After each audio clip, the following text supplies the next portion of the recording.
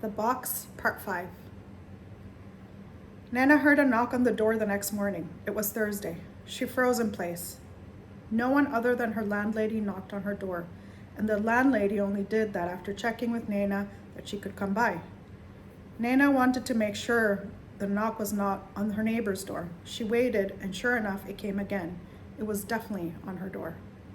She enjoyed living in her apartment. She spent hours staring at the exposed brick wall and hardwood floors that had been there since the mid-1800s.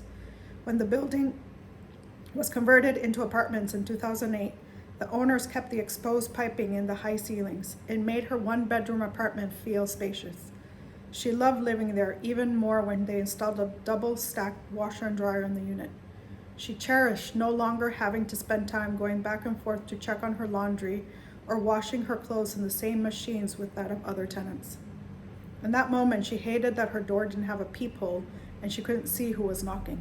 She opened the door slowly, peering with one eye before committing to engage.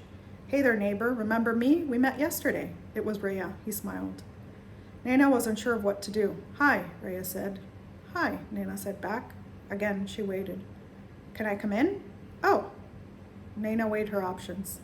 The last time she had visitors was soon after she moved in. Her father and stepmother didn't stay with her. They stayed at the Belmont Charleston place and walked over to see her apartment before they took her out to dinner at Hall's Chop House. They did not come back to see her again, nor did anyone else. "Can I borrow some milk?" Raiya asked. "Will you give it back?" "I can bring you some back when I go shopping next." "Okay." She walked towards the fridge and was surprised Raiya followed her. "I thought you said you lived here for a long time. This looks so bare." Raiya looked around. "I don't like to own a lot of things." "How come? Do you travel often?" "I don't like to travel. The last time I got on a plane was 4 years ago."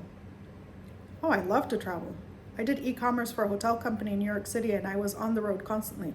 Since joining the startup here, I haven't gone anywhere. I miss it. But then again, it's my first time in Charleston and I'm eager to explore. It's a challenge because I don't have a car." "Neither do I." Naina didn't like that Raiya picked up the Special K and read the ingredient list, or that he helped himself to the milk before Naina got a chance to hand it to him. He was clearly in shape, with the defined arm muscles protruding through his fitted white t-shirt. Raiya looked at Naina as if waiting for an answer. "I like to know that I can leave. I don't actually have to do it," she offered. "That's odd. Are you on the run or something?" He chuckled. "I'm not on the run. I like to be ready for anything. Life can change at a moment's notice." "Huh. Right. So, I've been dying to try 167 raw. Want to go with me? Maybe Friday after work?" "I work until 5, Naina said, hoping it would deter him. She didn't want him to think she was into him. If he was into her, she didn't know how she would handle it. Naina had never been on a date before. She didn't have anyone to go for advice. Alice was too patronizing. What would she wear? She always wore black slacks and a white button blouse during the colder days, and a black sleeveless dress that fell right below the knees on the warmer days. She had 5 of each, one for each day of the week. On the weekends, she wore black yoga pants and a white t-shirt.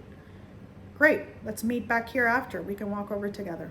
Just like that, Raiya walked out of her apartment with a cup of milk and a promise to meet on Friday.